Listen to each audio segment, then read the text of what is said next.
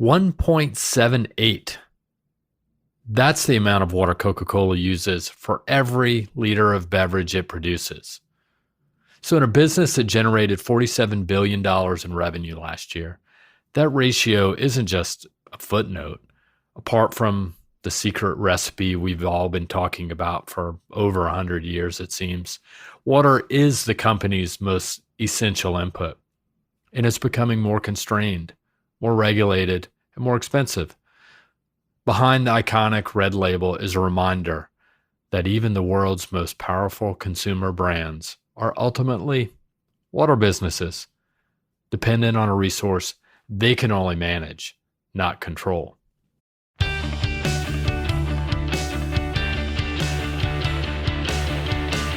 I am Reese Tisdall, and this is The Future of Water, in which we talk about all the ways which companies, utilities, and people are addressing the challenges and opportunities in water.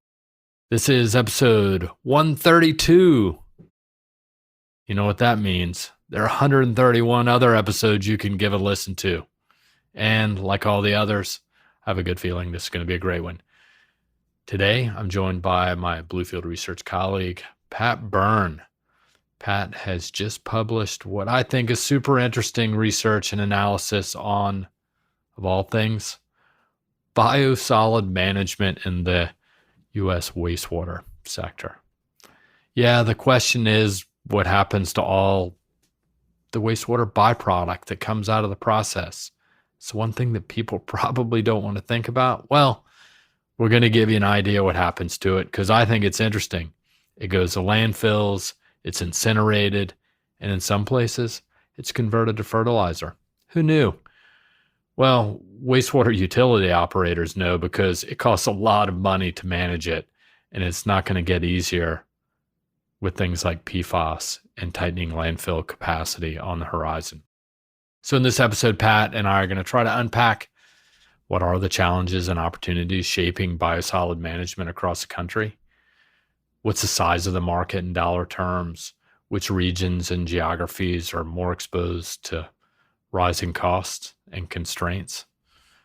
How are emerging contaminants like PFAS changing the outlook? Those questions and many more. But before we get to Pat, you're just going to have to bear with me just a little bit longer because one thing caught my eye this past week, or at least since I recorded the last episode, which was about, I believe it was wastewater reuse. At least since the last episode, there has been some early speculation that WSP, the Canadian engineering firm, may be exploring a takeover of Jacobs, another engineering firm. Nothing confirmed, but strategically, it does fit in the WSP's playbook. They've made a reported 90 acquisitions since 2010. They've consistently used M&A to expand in more recently into things like water and the environment. So think about companies like Golder, Wood E&I, Power Engineers, Ricardo. WSP also made a run at AECOM a couple years ago. So the rumor isn't coming out of nowhere. It kind of, where there's smoke, there's fire. But for the water sector, what jumps out at me when I think about WSP picking up Jacobs? Well, first, the financial scale of the two companies. Together, the two companies generated about $24 billion last year, roughly in US dollar terms, about $11.5 billion each. So when you isolate water, though, and depending on your math, you get a pretty sizable platform. WSP reports about $4 billion for its earth and environmental segment in which water sits. And then Jacobs, its water and environment platform, or business unit, should I say, is also about $4 billion. So depending on maybe the size or the cut of your scalpel when you're looking at their financials, you're talking about a $4 to $6 billion water business under one roof if they come together. So it's pretty sizable, pretty significant. Secondly, it does reinforce that water is a core M&A target in the engineering space. WSP's recent deals have all expanded its PFAS remediation climate resilience, and advisory capabilities. And Jacobs generates as much as 25% of its revenue from its water environment business. So both companies are clearly leaning into the water space on a number of fronts. And I think this is going to have an impact on the competitive landscape. There have been some big deals, but WSP is one that has been active in the space and clearly has the will to do so. And lastly, the geographic angle does matter. Jacobs is very heavy US. By that, I mean about 62% of its total revenues are focused on the US market, while WSP is more evenly split between the US, Europe, and another 15% in Canada. So it's a bit more diversified globally than Jacobs. A combined firm would shift Jacobs from what is, I don't know, US centric, it's a more US centric profile to a more balanced US Europe footprint, which also aligns with what we're seeing across engineering M&A. Companies are buying not just capabilities, but geographic balance to capture infrastructure spending on both sides of the Atlantic in this case. But also, engineering is a very local business, and it does make a difference when you're working one-on-one with utilities and industrial customers as well as governments. So it'll be interesting to see how this plays out over the next month or two. All right, so there you have it. That's what caught my eye this past week. There are a lot of other things that are interesting in the water space. So if you're curious, you can always let me know. You can always reach out to us at waterexperts@bluefieldresearch.com. And I might add, while I have you on the horn before the Thanksgiving holiday, if you are interested, you can always sign up for our Bluefield Research's weekly newsletter. It's called Waterline. If you go to our website at bluefieldresearch.com, you can look to the top of the page. There's a place to register for the newsletter, and you'll get weekly news, 3 weekly news items, plus you'll get announcements of podcasts such as this. Also, Dave McGimsey's podcast, Water Values, which is another good one to listen to, but also other reports and insights, such as Pat Burns' Biosolid report, Megan Bondar's reuse report that we've put out, Amber Walsh's data center report that we've put out in the past. We've got Sophie Washington, who has also been on this podcast talking about midstream water management. And the list goes on and on and on. There's a lot of content out there. So if you're interested, just go to the website and sign up for the newsletter, and you'll get weekly updates. It's pretty useful, I think, and I think a lot of people like it. So with that being said, let's get to Pat Byrne and talk a bit about biosolids. All right, so I'm joined here by Pat Byrne. Pat, how are things? Doing well, Reese. Doing well. Beautiful Friday morning, nice and sunny. Well, there's our weather tip of the day for those tracking the weather in the Boston area. So, Pat, you're a first-time podcaster with this episode 132, and you're in Boston. And so why don't we just really jump into it? So I'll just sort of lay the groundwork. As of yesterday, we just released a report on biosolids, biosolid management, including forecasts, market trends, drivers, competitive landscape, what's happening in that space. And this is something that I don't think a lot of people quite honestly think about, and basically biosolids. It ain't sexy, but it's a real business that a lot of companies are interested in, and every wastewater utility is interested in. So let's just start with the super basic question. What are biosolids, and why should anybody care about this? Yeah, thanks, Reese. So biosolids. Every year in the US, we've got just under 24,000 wastewater treatment plants. They serve about 267 million people. And sludge is an unavoidable byproduct of wastewater treatment as we practice it. I think this is a key thing to remember, that every single wastewater treatment plant has to deal with this stuff. It isn't something of your utility is or isn't doing well. It's there, they have to dispose of it.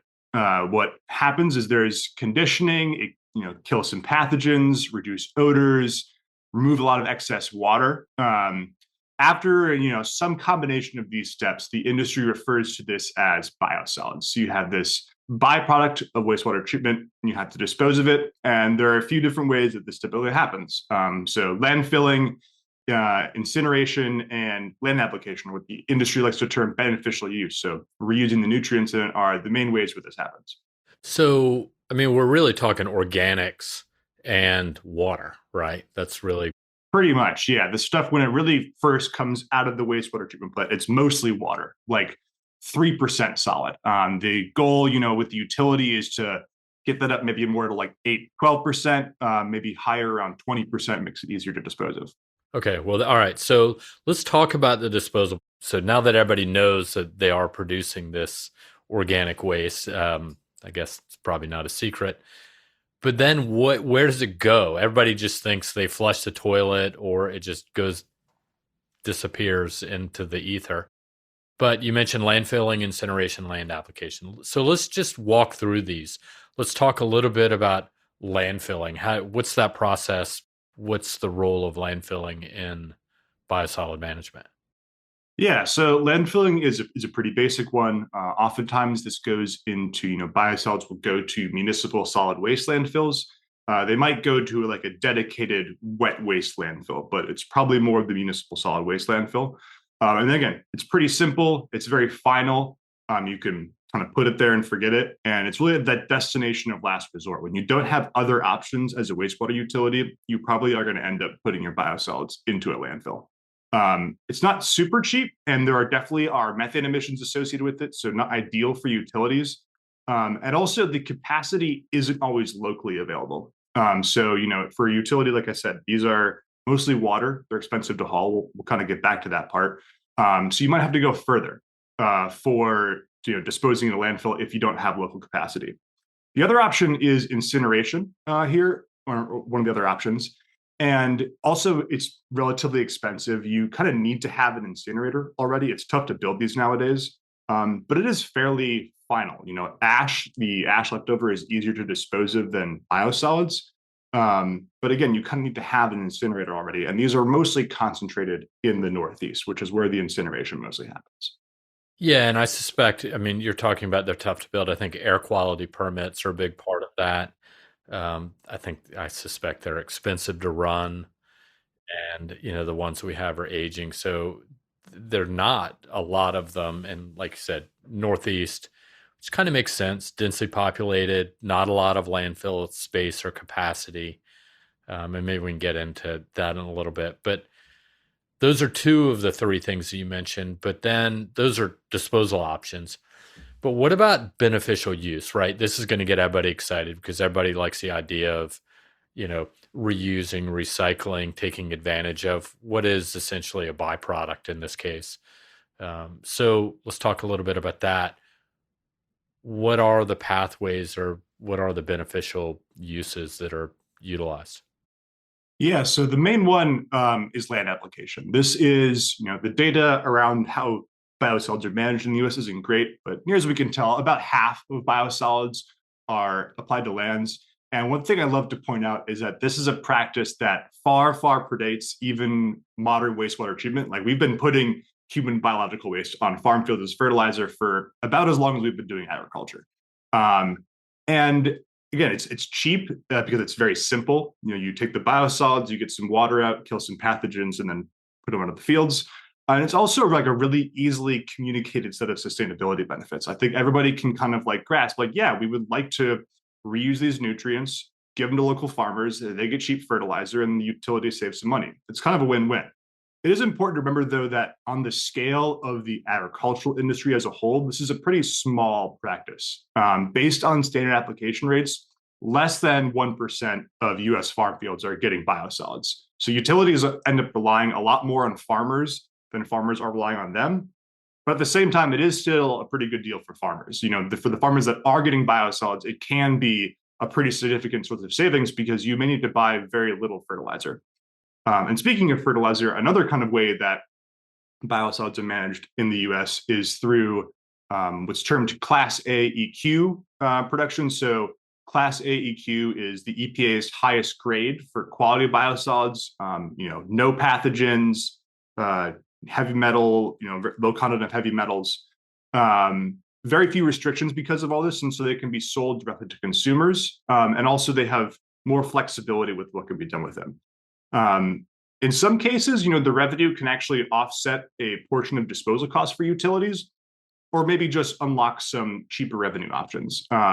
The EPA would love to see utilities doing more of this along with land application. It's a trend that they've been tracking over the past few years. Yeah, and I think there are, and I think you talk a little bit about this in the report, and we've definitely talked about it. And that is there are utilities that are doing this, right? I think DC Water comes to mind, Mm-hmm. the Bloom fertilizer. I think Milwaukee maybe has one as well. Yeah. I'm actually from Milwaukee for those listeners who don't know, and I was long familiar with Milorganite fertilizer that the Milwaukee Metropolitan Sewerage District does long before I even knew what biosolids are. But yeah, that is, it's not a super common thing for utilities to be doing this, but it is like something that they love to be known for when they are. Right. And biosolids, I mean, you mentioned offsetting. These are operating costs, right? It's not like they can defer the costs of the disposal Exactly. costs, right? Yeah. It's not like a big capital investment where you can say, let's stretch this out a year, see if we can get by with our existing, capital equipment. These are operating costs that in some cases represent a pretty big chunk of utility OpEx line item, right? Absolutely. Yeah. So fertilizer. All right. So then this gets at kind of a sticking point within the industry or the public discussion. So we're talking fertilizer, and they're growing in what I would say notable concerns about things like PFAS and emerging contaminants. Is there a conflict there, or is there a rub either now or coming down the line that's going to be a problem for whether it be the fertilizer companies or just land applications? Yeah, there's definitely an issue here, and it's growing. The extent to which it will grow to be a serious existential problem for the industry still remains to be seen. But to break the problem down, I think pretty simply, it's that there are some contaminants that modern wastewater treatment just isn't really designed to remove very well. PFAS is the big one here, but we're also talking microplastics, pharmaceutical compounds, other emerging contaminants. And there is a mounting concern kind of both in the industry, among utilities, but also from the general public as well, as to whether or not municipal biosolids are actually a serious concern or large problem for society. And really, this stems from a lack of scientific clarity. We still really don't know the answers to these questions. And so wastewater treatment plants are stuck in a very difficult place because they are passive receivers of these compounds. They aren't really designed to remove them, but they still have to dispose of the biosolids. Like we said, it's an operating cost. It's part of doing business. But they may not be totally confident, or their level of risk kind of may not be acceptable for putting this on the farm fields, even though they want to. But again, their hands are somewhat tied when it comes to eliminating it at the source, because again, we're talking about a larger problem here of like PFAS in society. And so they can't exactly spend a ton of money because it's, again, not very efficient use of their resources to avoid doing that. Eliminating it at the source is the more important thing here. And importantly, that this entire time, the biosolids are continuing to pile up. Again, it's an unavoidable byproduct of wastewater treatment. And ultimately why we care is that it's an operating expense, meaning that it's funded through wastewater rates. It's something that ultimately, Reese, you and I pay for as consumers of the service. Yeah, and I think, and it's not just land applications. I think it even goes beyond that. Even depending on how, whether it be the EPA or state governments classify biosolids, if they have emerging contaminants, are they hazardous or not, depending on what's in them. It changes what landfills they can go to. But there's a whole another question, which is not the point of this conversation, is what does that mean for landfill operators too, right? They've got leachate issues that they have to deal with. If it's classified differently, then it may be more expensive to dispose of. So my point is, it's land applications, fertilizer, and landfills. They're all impacted depending on what happens at the policy level and how biosolids are classified. And incinerators too. It's still another piece of the science is still, can incinerators actually destroy the PFAS that's in biosolids? So it's really affecting the entire disposal value chain. So now the big question, which was a big part of this analysis you did, and that is, how big is the biosolids market? We've talked about it being a big OpEx expense, to be redundant. So what's the cost burden to utilities by our forecasts and our assumptions? So right now in 2025, I'm estimating that U.S. utilities are spending about $2.5 billion on biosolids management. So the land spreading, the landfilling, incineration, et cetera. By 2035, that's probably going to climb to somewhere around 4.8 billion. And there's a few different components that kind of go into this. A big part of it, to be perfectly honest, is hauling cost inflation. If it leaves the gate, it's getting more expensive. This is a broader economy-wide problem, consistent inflation of hauling costs. And again, kind of as we mentioned, that because local management pathways might be drying up, again, we'll kind of come back to this, potentially they have to travel further too. So it isn't just that the cost of hauling is getting more expensive, but it's also that it has to be hauled more. And just generally too, this is biosolids costs tend to inflate a lot faster than other kind of just general economy-wide inflation. The Bay Area Clean Water Agencies found that it's in many cases quadruple what it is going to be in the broader economy. And then also just kind of with the inflation that we're looking at over the next 10 years with biosolids management, I think a big part of that is going to be inflation of costs with landfills and incineration. So right now, about 45% of biosolids go to landfills and incinerators, but about 63% of the total spend is spent on those two methods because they just tend to have higher unit costs than land spreading, especially in certain regions, certain localities. But it's also a unit cost that is continuing to rise because there is a capacity squeeze. At certain landfills and incinerators, there just isn't enough space for the biosolids, and so prices go up. So you mentioned that it's localized, and I think you even earlier you alluded to the fact of the Northeast and the number of incinerators is higher in the Northeast. But it's a very localized issue, right? Shaped by, like you said, transportation costs, landfill availability, incineration. When you were running the numbers, how does it vary by region or geography? It varies pretty extensively. So in the Northeast, the forecast over the next 10 years is for a spend of about 13.6 billion, which is 37% of the total forecast, despite the fact that the Northeast is probably only producing about 24% of the total volume. Again, landfilling and incineration are a big part of that because they lack those lower cost land spreading outlets. They just don't quite have the same amount of space. And so you see this capacity squeeze really happening the most in the Northeast, where the municipal solid waste landfill space just isn't quite there. The incinerators are really all at capacity. And kind of as we mentioned, it's very difficult with the permitting rules to build incinerators. And so all these three things combined for utilities don't really have a place to put their biosolids. The costs are inflating. In the Southeast, we also see a pretty high spend. They're the second highest region, about 27%. But they are kind of a bit more driven by landfilling specifically, and kind of really, we're thinking more a few specific areas like Texas, Georgia, and Florida are really drivers of this. But then also just population growth. The actual volume of biosolids is going to continue to grow faster than other regions.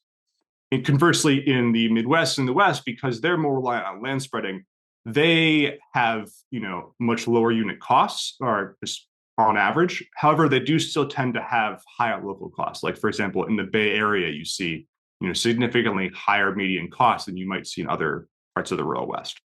Right, but to your point, in the breadbasket, so the Midwest, they you have population centers, let's just say Indianapolis, I don't know, and then but you have plenty of agriculture opportunities beyond the city limits. Yeah, I think it's really the availability of that local proximate agricultural land. Because, for example, like in Massachusetts, there may be areas in Western Mass where you could land spread, but if your biosolids are in Eastern Massachusetts, it's really expensive to get them out there. And so in the Midwest, when you have that local agricultural land, you can just dispose of it more closely and cheaply.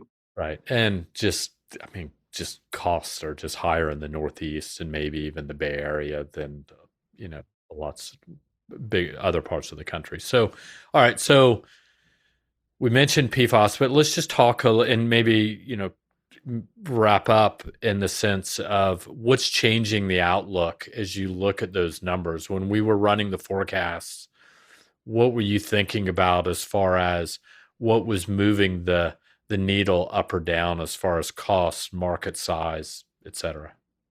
Yeah, so a big one, like especially in the Northeast, is landfill capacity is continuing to tighten. One thing I haven't mentioned is that a challenging thing with biosolids disposal in landfills is that the rate at which you can dispose of biosolids in landfills is limited because they're just a bit too moist. So landfills don't want to take a ton of them, and you don't always have the ability to put all the biosolids you want to in there. Um, and generally, as we mentioned, like incinerators, it is difficult to permit new landfills, build new landfills, especially in the urban areas where you're seeing the population growth and the biosolid volume that needs to be disposed of.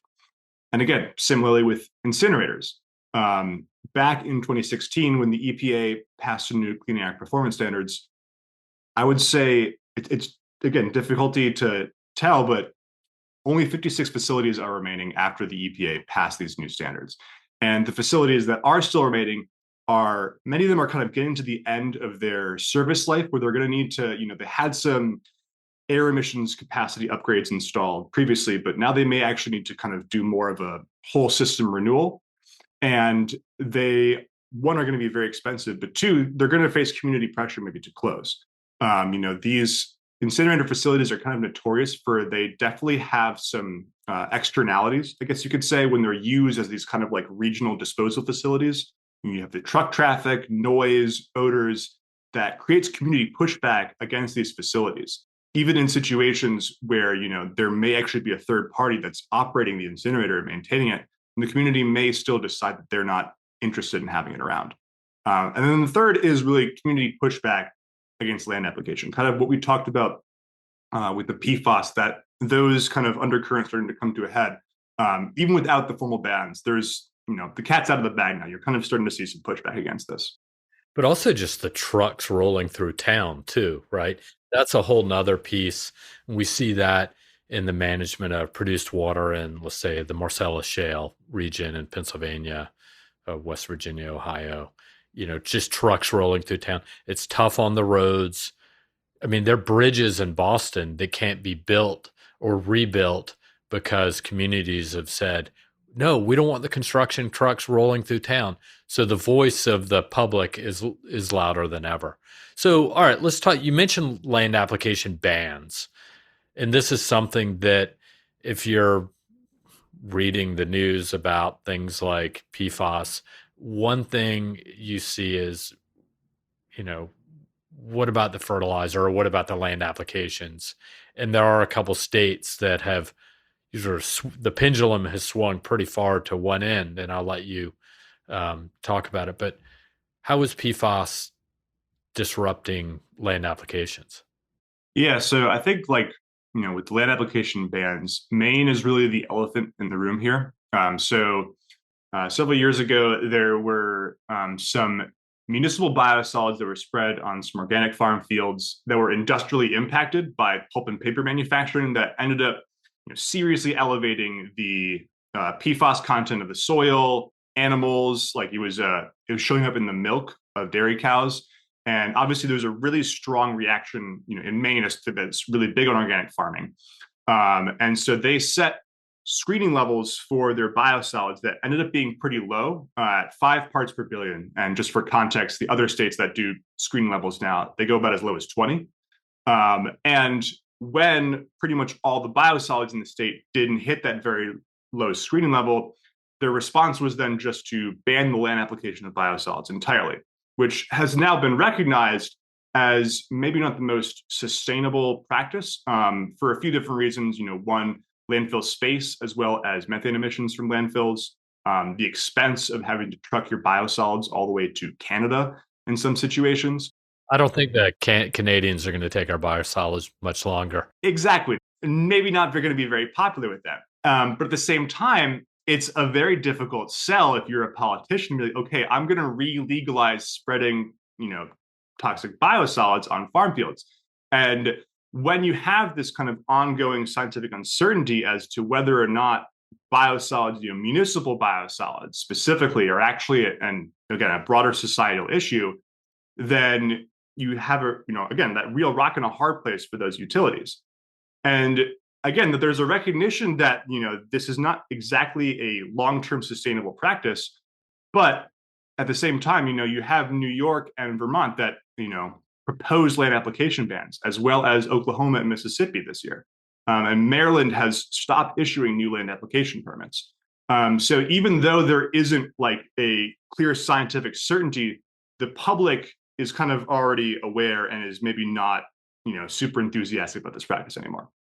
Okay, so what does it mean that stepping beyond the federal level or state level, what does it mean at the federal level? What's happening there? So not a whole lot of clarity happening at the federal level, unfortunately. The EPA, even before the Trump administration, even before the Biden administration, the EPA has just been avoiding the issue of regulating biosolids too strictly in general. I think you see this, even more broadly beyond biosolids, just in EPA regulation. They tend to not like to get involved in issues that are very localized and very complicated because they're so localized. And so this is one where they, would like to stay, as hands off as possible. There was a risk assessment that the EPA released at the tail end of the Biden administration, but it didn't really offer a whole lot of clarity, like actual actionable clarity for utilities.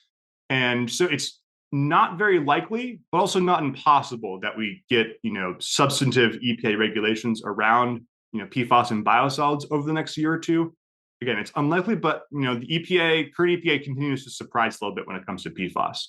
But at the end of the day, this uneven standards, uncertain future regulations, it's all forcing utilities to kind of take their destiny into their own hands. And just for clarity, this is different from drinking water altogether, right? I mean, we've seen a little bit of back and forth when it comes to managing PFAS and drinking water, the MCLs, which contaminants. It's gone from 0 to 6 down to, we back down to 2. I can't remember exactly. I think it's 4. 4, sorry, 4. And then, all right. So now for what I think is the interesting or fun part, not that all of this is interesting to me. I'm super excited about it. And that is, who are the players to watch, right? Because that was part of the exercise, was to look at the business models and who's managing all of this. You've got the fertilizer companies, you've got the utilities themselves who are at the epicenter of this. You've got land application companies, you've got waste management companies. So lay it out for me. Who's interesting or who jumps out at you? Yeah, so I think some of the interesting ones are those waste management firms, because when they're the landfill operators, they're the ones that own the facilities where these biosolids are going, and there's maybe going to be some potential, as they continue to maybe become more and more of a destination for biosolids, could they be installing more biosolids treatment technologies on site? May they also continue to get more into hauling? Casella, GFL, those are two of the main kind of larger waste management companies that we see in this space, but not a whole lot of other players kind of in specifically municipal biosolids handling. WM is, maybe kind of starting to get into this space, through RNG and, landfill gas. But it'll be really interesting to see, what they continue to do as they, move more into the space. I think Veolia is also a really interesting one, especially because they kind of do a broader range of facilities like digesters and dryers. I think that it's really interesting how Veolia recently started marketing a biosolids sludge dryer that specifically has a thermal oxidizer attached for PFAS. So they're really thinking about like what the market is going to be, moving towards over the next 5 years. Yeah, I think that's what's interesting. Veolia, they're obviously on the wastewater treatment side, the technology side of the equation. But even their business, I mean, I think globally they're a $18-19 billion a year water business. But on top of that, they do like waste management as well. So they clearly understand what's happening here. They understand how to manage the waste side of the equation. So, all right. So, but there are also, there are some general waste management companies. And what about more specialized firms, others that are unique in this space that are definitely worth considering? Yeah, so I think like the really, the obvious kind of one, the top dog in the room, if you will, is Synagro. They, in terms of the scale, their geographic reach, volume of biosolids managed, they're pretty unique in this industry. They work along the entire value chain, which is really not something a whole lot of other companies can seriously say. And they're also, doing a lot of interesting things in terms of alternative delivery, building dryer facilities. They're also fairly acquisitive. They scooped up the New England Fertilizer Company back in 2023, and I believe that netted them a total of 6 facilities. And they also, even just since this report actually went to production, they scooped up a Virginia-based biosolids handler. So they're continuing to. I think this is also interesting because Virginia next to Maryland is kind of in an area where again there's a little bit of that public pushback against biosolids, but Synagro doesn't seem to be terribly deterred by that. They're continuing to expand in this region. Also interesting too, there's some other firms like Denali, I think is an interesting one because they are kind of similar to Synagro in that sort of like the scale and the geographic reach their handling of biosolids, but they're also kind of more into generalized organics and food waste handling. And I think that could be a potentially interesting play in the future as you start to see more and more states do what New York and California have done and start to implement these organic waste disposal bans. Can that maybe have some synergies with biosolids management? And then also Merrill Bros, I think is an interesting one. They're kind of more of an up and coming firm out of Indiana, but starting to pop up more and more kind of east of the Mississippi. I think what is, well, Synagro, I mean, I get they're acquisitive, but they're also private equity backed, right? They've also changed hands a couple times. They were owned by EQT up until say about 5 years ago when they exited. I think they sold it to, Yeah, they're owned by Goldman Sachs right now, I believe. yeah, I think they're managed by, it's a fund managed by Goldman Sachs. Yeah, West Street Infrastructure, I think is what it is. So they're interesting, right? That makes sense. I just love the dynamic of these players sort of moving horizontally across the value chain, one through acquisition, but looking at technologies for PFAS side of the equation, but then also the hauling piece, which is a big part of it. And then there are obviously the landfills.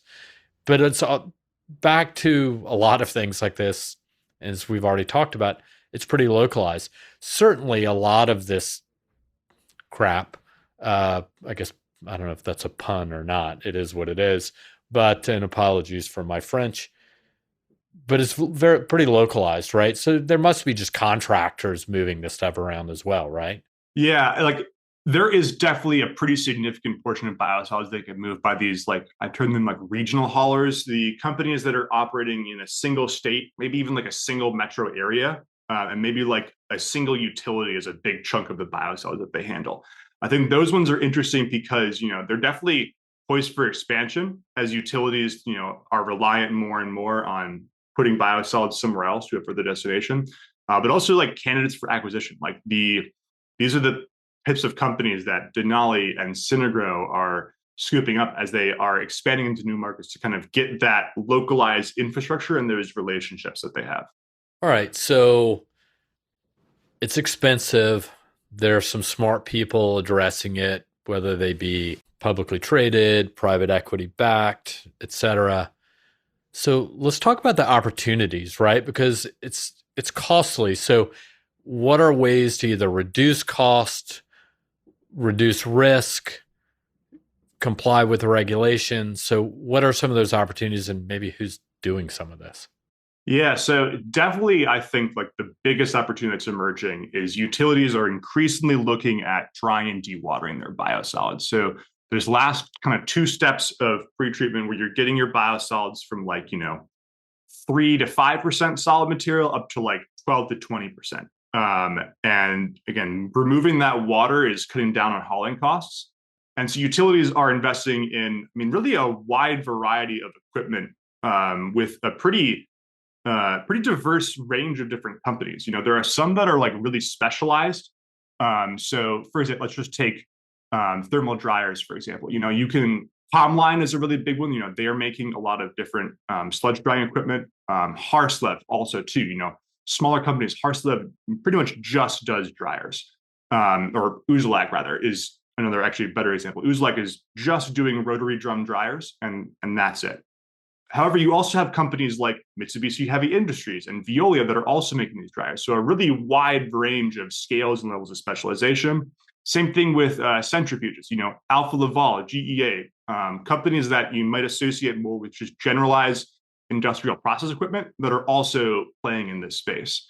And again, they also kind of work in industrial wet waste management and or kind of municipal waste management. And again, like the real goal here is to cut those hauling costs and remove excess water because it'll save you money, but it also can maybe enable some new outlets. So we kind of mentioned, the landfilling. There's also some really interesting kind of up and coming technologies that rely on this.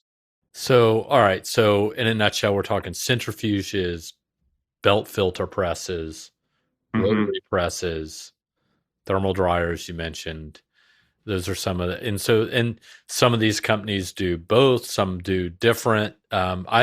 This is really interesting because I think that gets at, I don't know, is it the $64 million question, or at least one of the $64 million questions? And that being like, how do we reduce costs? Because it's not going away. If you're in Florida or Arizona or Texas, your population is increasing. And I suspect, and I don't even know if we've talked about this, but kind of biological waste is probably there's pretty much a direct correlation per person. You can kind of run the numbers and say, look, this is what it's going to be. So you see those waste levels increasing with population in certain parts of the country. And then you got these costs. So how do you reduce the cost? So, but then there are also emerging biosolid technologies, I think you mentioned, right? So can you walk us through a couple of those that you see happening when it comes to addressing some of these contaminants, et cetera? Yeah, definitely. So I think that, there are these alternative technologies, different ways to, destroy, dispose of biosolids that are emerging. And, this kind of gets at this whole picture of this capacity squeeze and the PFAS concerns is that kind of like a fourth pathway besides land spreading, incineration, and landfilling. A fourth management option that would destroy PFAS is incredibly attractive to utilities, especially if you're somewhere like New England or South Florida, where you have this really tight capacity crunch, and you may legitimately not have a lot of other options.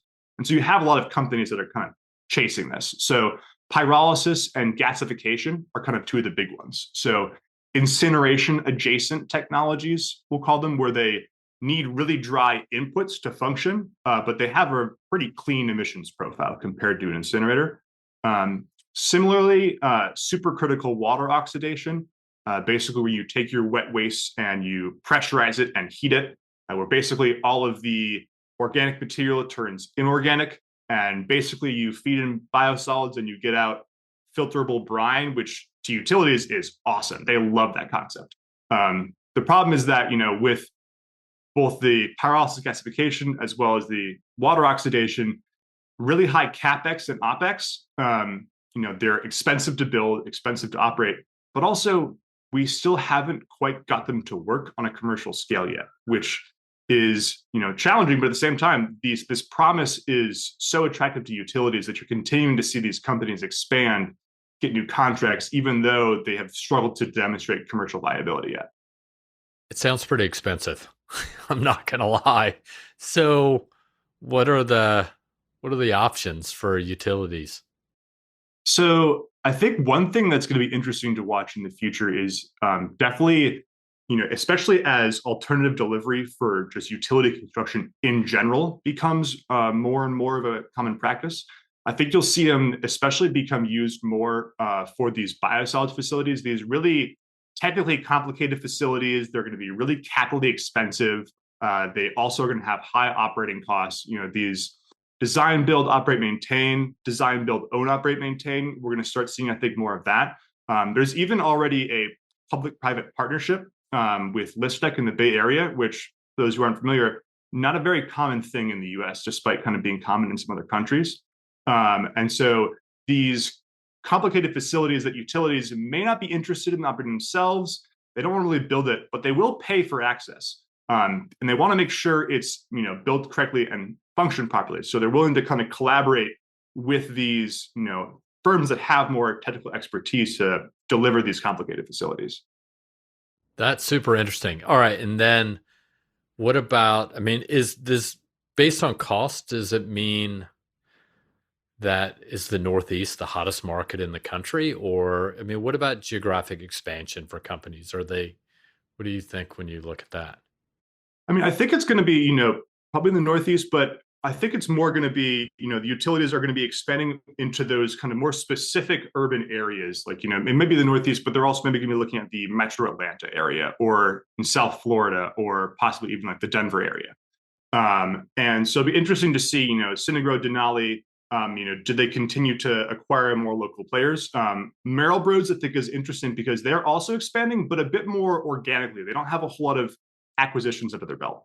I think another one to keep an eye on is Schwing Bioset.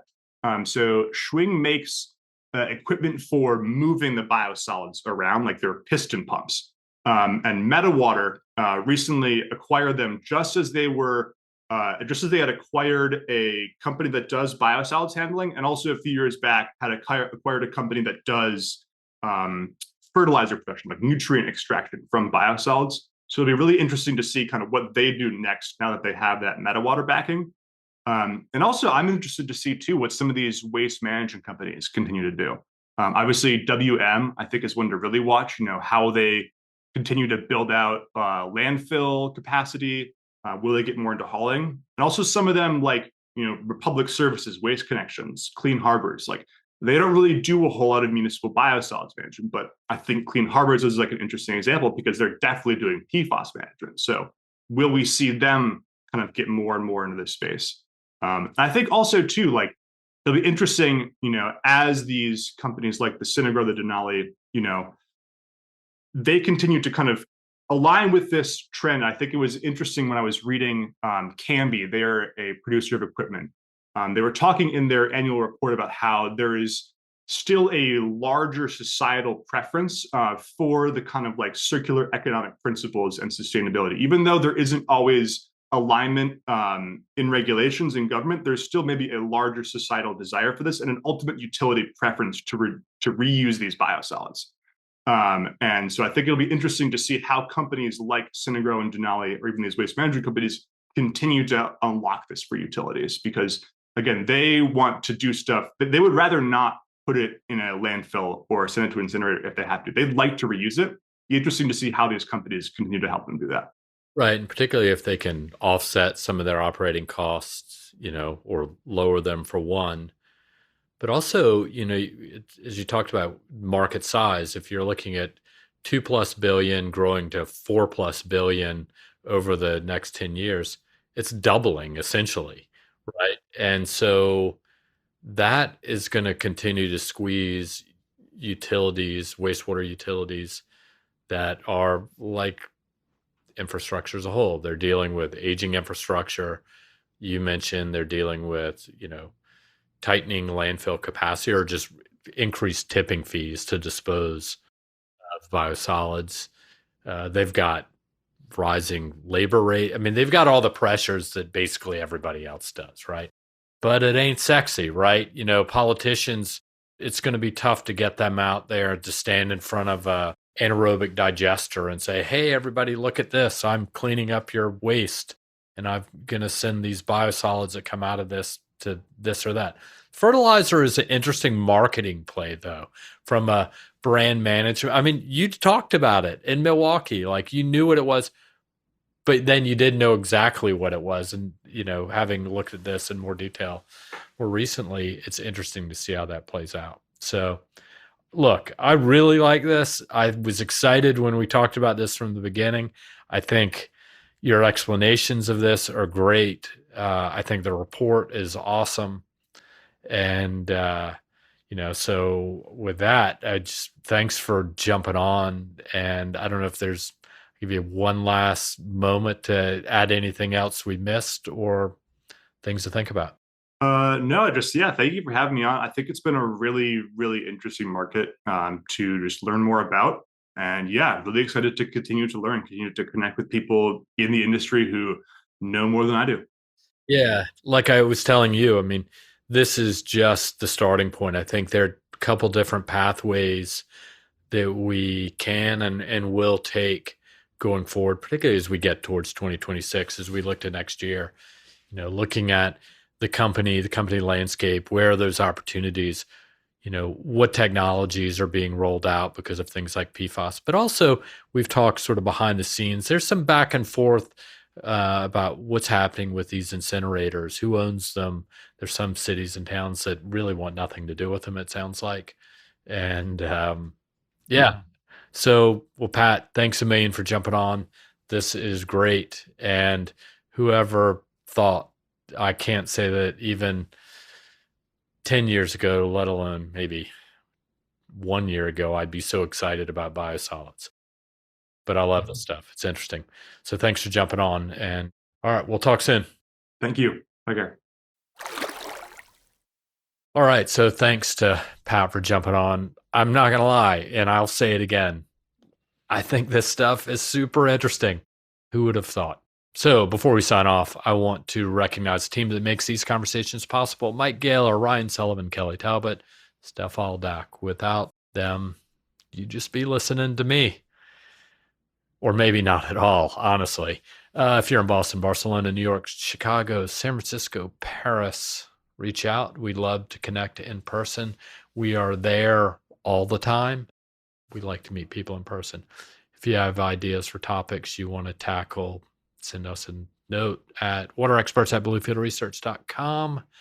This podcast is for you. And if you've enjoyed today's episode, which I have, I think my enthusiasm speaks for itself. The best way to support us is simple.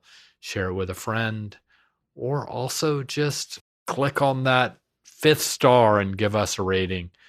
Just gives us some indication that people are listening to this podcast. In any case, this podcast and these water industry insights have been brought to you by the one and only Bluefield Research. To learn more about us, visit us at bluefieldresearch.com. Until we talk again, be well, be safe, and take care.